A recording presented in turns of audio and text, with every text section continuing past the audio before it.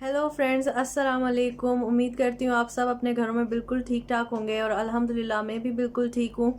तो आज मैं अपनी इस वीडियो में जिस टॉपिक पे बात करने वाली हूँ आप सब उससे बखूबी वाकिफ़ हैं। आज की जो मेरी ये वीडियो है पर्टिकुलरली उन लोगों के लिए है जो वैक्सीन लगवा चुके हैं और उन लोगों के लिए भी जिन्होंने अभी तक वैक्सीन नहीं लगवाई। तो जैसे कि सब जानते हैं कि आजकल जो लोग वैक्सीन लगवाना चाह रहे हैं या जो वैक्सीन लगवा चुके हैं उनको अपने आसपास के लोगों से काफ़ी ऐसी बातें सुनने को मिल रही है जिनका कोई भी वजूद नहीं है, लेकिन वो सिर्फ एक अफवाह है। तो आज मैं बेसिकली डिस्कस करूंगी उन सारी अफवाहों को और आपको बताऊंगी कि उनके पीछे असल स्टोरी क्या है, वो वाकई सच है या नहीं। तो चलें सबसे पहले डिस्कस करते हैं फर्स्ट र्यूमर को कि जो हम सबको आजकल बहुत सुनने को मिल रहा है, जिसने चाहे वैक्सीन लगवा ली है या जिसने नहीं भी लगवाई। तो वो र्यूमर हमारे पास है कि जो भी हमारे पास वैक्सीन लगवाएगा उसकी 2 साल के बाद डेथ हो जाएगी, जबकि इसमें कोई भी सच्चाई नहीं है। अभी तक हमारे पास ऐसा कोई भी एविडेंस नहीं है जो हमारे पास ये साबित करे कि हमारे पास वैक्सीन लगवाने के बाद लोगों की डेथ हो रही है। और हमारे पास जब भी कोई मेडिसिन या वैक्सीन मार्केट में आती है उससे पहले वो अप्रूव होती है और अप्रूव होने के लिए भी उसको बहुत सारे मराहिल से गुजरना पड़ता है, जिसमें हमारे पास क्लिनिकल ट्रायल्स आ जाते हैं, प्री क्लिनिकल ट्रायल्स आ जाते हैं, जिसमें हम एनिमल्स पे टेस्टिंग करते हैं, उसके बाद कुछ ह्यूमन की पॉपुलेशन पे करते हैं, तब जाके हमारे पास वो अप्रूव होके मार्केट में आती है। तो ऐसा बिल्कुल भी नहीं है कि आप जो है 2 साल के बाद वैक्सीन लगवाने के बाद आपकी डेथ हो जाएगी, ये बिल्कुल झूठ है। इसलिए आपको बिल्कुल भी डरने की ज़रूरत नहीं है कि आप वैक्सीन लगवा ली है तो आपकी 2 साल के बाद डेथ हो जाएगी, ये बिल्कुल झूठ है। तो चलें डिस्कस करते हैं सेकंड र्यूमर के बारे में। वो भी हमारे पास आजकल सबको बहुत सुनने में आ रहा है कि इसमें ये कह रहे हैं कि जो भी लड़कियां हमारे पास वैक्सीन लगवाएंगी उनमें इनफर्टिलिटी डेवलप हो जाएगी। इनफर्टिलिटी बेसिकली अगर मैं आम लफ्ज़ों में बताऊं तो उसका मतलब ये है कि किसी भी लड़की के प्रेग्नेंट होने की एबिलिटी ख़त्म हो जाएगी, जबकि ऐसा बिल्कुल भी नहीं है। ऐसा अभी तक कोई एविडेंस नहीं मिला कि जिनको वैक्सीन लगी हो और उनमें इनफर्टिलिटी डेवलप हो गई हो, बल्कि रिसर्चर्स के बाद इसके प्रूफ भी मौजूद हैं कि जिन्होंने वैक्सीन लगवाई है वो कुछ अरसे बाद प्रेग्नेंट भी हुई हैं लड़कियां। तो ऐसा कोई भी प्रूफ नहीं है।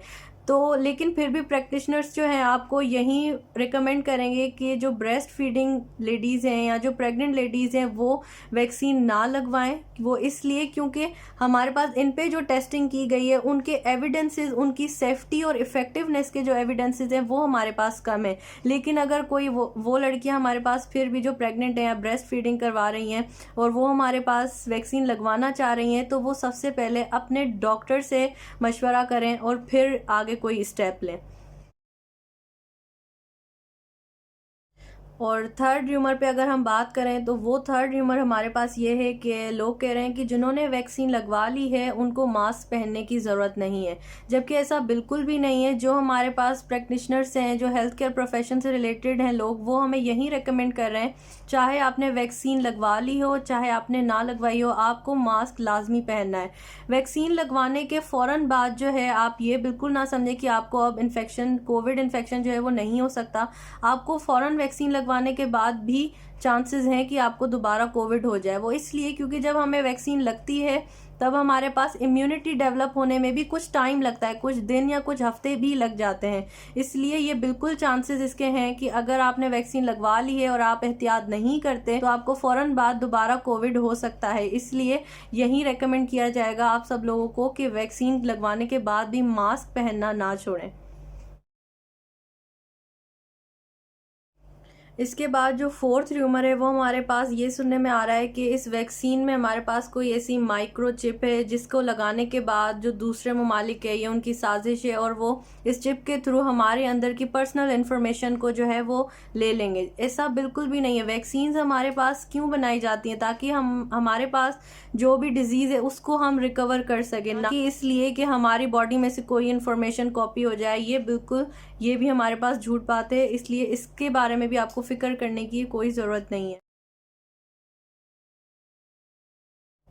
उसके बाद हमारे पास जो फिफ्थ र्यूमर है वो ये आ जाता है कि जिसने भी वैक्सीन लगवाई उसका डीएनए अल्टर हो जाएगा या उसका डीएनए चेंज हो जाएगा। ऐसा बिल्कुल भी नहीं है। कुछ वैक्सीन्स लाइक हमारे पास फाइजर जो है वो हमारे पास मैसेंजर आरएनए से बनाई जाती है, उसका हमारे न्यूक्लियस से उसका कोई इंटरेक्शन इतना नहीं होता कि वो हमारे डीएनए को अल्टर कर सके, और डीएनए हमारे पास प्रेजेंट ही न्यूक्लियस में होता है। इसलिए इसके हवाले से भी आपको टेंशन करने की बिल्कुल भी ज़रूरत नहीं है कि वैक्सीन लगवाने के बाद आपका जो डीएनए है वो अल्टर हो जाएगा या चेंज हो जाएगा। इसके बाद 6 र्यूमर जो मैं डिस्कस करूंगी वो ये है कि हमें सुनने में आ रहा है कि जो लोग वैक्सीन लगवा चुके हैं वो बहुत ज़्यादा बीमार हो जाते हैं। इस बात को क्लियर करने के लिए मैं आप लोगों से एक बात शेयर करना चाहूँगी कि अल्लाह ताला ने बेसिकली हर इंसान की बॉडी में नॉर्मली एक मैकेनिज़्म रखा है कि हमारी बॉडी में जब भी कोई बाहर से कोई बैक्टीरिया या वायरस या कोई भी ऐसा फॉरेन पार्टिकल अंदर आता है हमारी बॉडी में, तो हमारी बॉडी का टेम्परेचर इंक्रीज़ हो जाता है, जिसको हम फीवर कहते हैं। हमें पता है कि हमें बुखार हो जाता है जब भी हमें कोई इन्फेक्शन होता है, तो वो बेसिकली हमारे पास एक नॉर्मल मैकेनिज्म है। फीवर होता है तब भी हमारी बॉडी जो है, हमारी बॉडी का इम्यून सिस्टम जो है एक्टिव होता है, और उस बैक्टीरिया या वायरस या उस इन्फेक्शन के अगेंस्ट हमारे पास एंटीबॉडीज़ बना के हमारे पास उससे बचाता है। तो वैक्सीन लगवाने के बाद जो हमें फ़ीवर होता है वो हमारे पास बिल्कुल नॉर्मल है। अगर किसी को वो फ़ीवर हो रहा है तो उसमें परेशानी की बिल्कुल भी बात नहीं है, वो हमारे पास एक नॉर्मल साइन है। और कुछ लोग ऐसे हैं जिनको वैक्सीन लगवाने के बाद कुछ भी फील नहीं होता, ना ही तबीयत ख़राब होती है, ना ही फ़ीवर होता है, तो ये भी हमारे पास बिल्कुल नॉर्मल है। अगर किसी को नहीं हो रहा फ़ीवर तो इसका ये बिल्कुल भी मतलब नहीं है कि उसको वैक्सीन ने असर नहीं दिया या उसकी इम्यूनिटी डेवलप नहीं हुई। हर इंसान की जो बॉडी होती है वो डिफरेंट तरह से रेस्पॉन्स करती है हर चीज़ का, इसलिए आपको बिल्कुल परेशान होने की ज़रूरत नहीं है कि आपको बुखार हो रहा है तो वो नहीं होना चाहिए, या अगर नहीं हो रहा तो वो क्यों नहीं हो रहा। और अगर आपको कोई साइन ऐसे नज़र आते हैं लाइक सर में दर्द हो रहा है, आपको सर्दी लग रही है या आपको थकावट हो रही है, तो ये जो बेसिकली हमारे पास अलामात होती हैं वो हमारे पास विद इन 48 आवर्स में 2 दिनों के अंदर या 2 दिनों के बाद खुद से ही ख़त्म हो जाती हैं, इसलिए आपको परेशानी की बिल्कुल भी ज़रूरत नहीं है। उसके बाद मैं 7th र्यूमर को डिस्कस करूंगी, जिसके अकॉर्डिंग लोग ये कहते हैं कि जिनको कोविड हो चुका है और वो उससे रिकवर कर चुके हैं उनको अब वैक्सीन की कोई ज़रूरत नहीं है। ऐसा बिल्कुल भी नहीं है। जो भी साइंटिस्ट हैं वो अभी तक इस बात का पता नहीं लगा पाए कि जिनको कोविड हो गया है और जो उनसे रिकवर कर गए हैं, हमारी बॉडी में उसके अगेंस्ट नेचुरल इम्यूनिटी तो बन गई, लेकिन उसका जो टाइम पीरियड है कि वो इम्यूनिटी हमारी बॉडी में कब तक रहेगी, इस बात का अभी तक कोई एविडेंस नहीं है। इसलिए कोविड होने के बाद और उसके रिकवर होने के बाद आपको दोबारा भी कोविड होने के चांसेस हैं। इसलिए बेहतर यही रहेगा कि जब आप रिकवर कर जाएं तो आप अपने किसी डॉक्टर से मशवरा करके वैक्सीन लगवा लें। जिन लोगों को ऐसी अलामात शो हो रही हैं लाइक उनको फ़ीवर है या उनको गले में दर्द है, उनको सांस लेने में तकलीफ़ है, तो उनके लिए यही मशवरा है कि वो पहले अपना कोविड टेस्ट करवाएं। अगर वो आपके पास पॉजिटिव आता है तो आप बिल्कुल उस टाइम वैक्सीन ना लगवाएं, क्योंकि अगर आपकी बॉडी में कोविड है तो हमारी बॉडी उसके अगेंस्ट इम्यूनिटी तैयार कर रही होती है, और अगर आपने वैक्सीन उस टाइम में लगवा ली कि आपकी बॉडी में जब कोविड प्रेजेंट हो, तब हमारे पास जो बॉडी है वो नेगेटिव वे में रेस्पॉन्स कर सकती है और इसमें आपको ही नुकसान होगा। इसलिए अगर आपको किसी भी तरह के ऐसे साइंस जो है वो अगर मिल रहे हैं तो आपके लिए यही रिकमेंडेशन है कि आप पहले अपना कोविड टेस्ट करवाएं। जब तक वो नेगेटिव नहीं आ जाता तब तक आप वैक्सीन को ना लगवाएं। उसके बाद जो लास्ट हमारे पास 8 नंबर पे र्यूमर आ जाता है वो ये है कि अगर जिसने वैक्सीन लगवाई है तो जहाँ पे उसने वैक्सीन लगवाई है, जहाँ बाजू पे हमारे पास जिस एरिया पे वैक्सीन लगवाई है वहाँ पे हमारे पास मैग्नेट जो है वो चिपकेगा, या वहाँ के थ्रू हम जब कोई बल्ब रखेंगे तो कोई जल जाएगा, जबकि ऐसा बिल्कुल भी नहीं है। ये कुछ उन लोगों की तरफ से हैं जो आप सबको बेवकूफ़ बनाना चाह रहे हैं कि हमारी बॉडी में कोई ऐसी माइक्रोचिप प्रेजेंट है जिसकी वजह से वो मैग्नेट जो है वो चिपक रहा है। ऐसा बिल्कुल भी नहीं है। तो बेसिकली मैं आपको वो सारे र्यूमर्स और उनसे रिलेटेड फैक्ट्स जो हैं वो मैं आपको बता चुकी हूँ। तो बेसिकली मेरी आपको यही रिकमेंडेशंस होंगी कि आप ज़रूर वैक्सीन लगवाएं और ऐसे लोगों की बातों में बिल्कुल भी नहीं आए, क्योंकि उनको खुद भी इस बारे में पता नहीं होता कि क्या फैक्ट्स हैं और क्या सच है क्या झूठ है। तो इसलिए आप उनकी बातों में बिल्कुल ना आए। उनकी बातों पर यकीन करने के बजाय आप जो है अपने डॉक्टर से बात करें। अगर आपको कोई प्रॉब्लम है तो आप उनसे डिस्कस करें कि आपको वैक्सीन कब और किस टाइम पे लगवानी चाहिए, बजाय इसके कि आप ऐसे लोगों की बातों पे जो फजूल हैं, जो झूठ हैं, उन पे बिलीव करें, जिनको साइंटिफिक स्टडी के बारे में कुछ भी नहीं पता और वो सुनी सुनी बातों को ही आगे पहुंचाते हैं।